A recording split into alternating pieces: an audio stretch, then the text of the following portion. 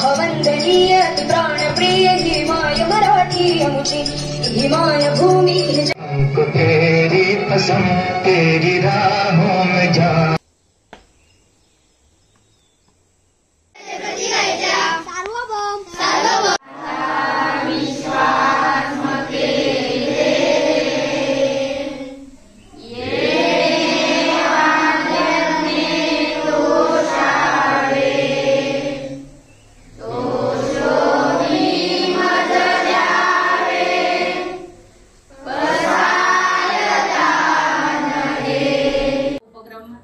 हा उपक्रम फक्त काही विशिष्ट शाळांमध्ये त्यांनी